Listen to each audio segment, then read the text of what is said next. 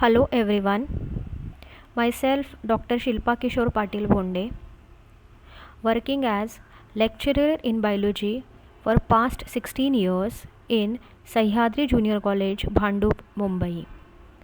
Today I am presenting a paper on topic use of non-dominant hand, an opportunity to learn new habits during COVID-19 pandemic. COVID-19 pandemic is one of the biggest calamity faced by human population all over the world. Many countries have chosen lockdown and social distancing as that is the only vaccine which we have today.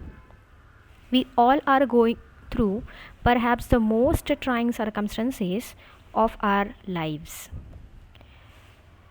During this lockdown, most of educational institutions have opted online teaching.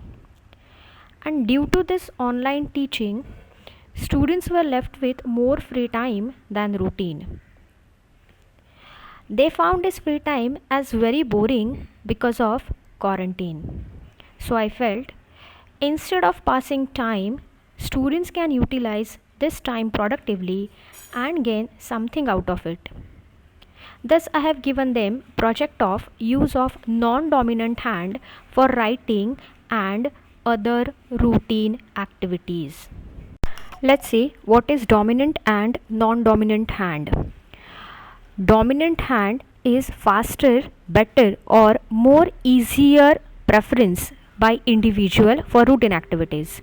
Non-dominant hand is less capable or less preferred hand for routine activities. So right-handedness is the most common form and almost 90% of world's population is right-handed. As we are not habitual to use non-dominant hand, I have started training my students for its use in writing and in routine activities during lockdown. For this WhatsApp group of 32 students was formed. Simple to complex tasks were assigned. For example, writing alphabets, numbers, small paragraphs, cleaning utensils, washing clothes, sweeping, mopping, kneading, dough, playing carom, brushing teeth, cutting vegetables, gritting, using mouse, etc. Self-administered questionnaire was given through Google Form to find out beneficiary capacity of use of non-dominant hand with yes/no type answer and Likert scale. Now let's move to results and discussion. For 80% students, non-dominant hand was left, and for 20% students, non-dominant hand was right. 73% students found this activity interesting. 7% students they do not found this activity as an interesting one, and 20% have mentioned they may like this activity. Then 80% students found this activity enjoyable and 20% students found this activity boring. I have asked students to mention their improvement in writing by Likert scale. So according to figure 3, you can see 6 students have improved by 10%, 7 students have improved by 40%, 11 students have improved by 20%, 4 students have improved by 50% and 30%. As well, I have asked them to mention how much they have improved in their routine activities by using Likert scale. So there they have mentioned that 6 students have improved by 50%, then 10% and 30%. 11 students have improved by 20% and 3 students have improved by 40%. So I can say like I can conclude like 70% students have developed better grip of non-dominant hand for activities like writing, brushing, cooking, washing clothes, cleaning utensils and chopping vegetables. 7% students have developed better grip for non-dominant hand for playing carom, which is something notable. Some students found this activity as a nice time pass in quarantine period with learning. Let's move to the conclusions. Repetitively using non-dominant hand will eventually build up the knowledge and ability to use it with the better functioning.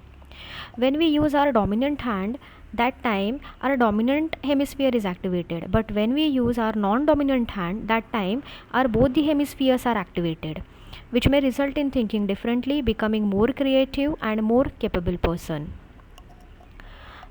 The another notable thing is when we use our non-dominant hand for doing different activities, we create new neural pathways in our brain.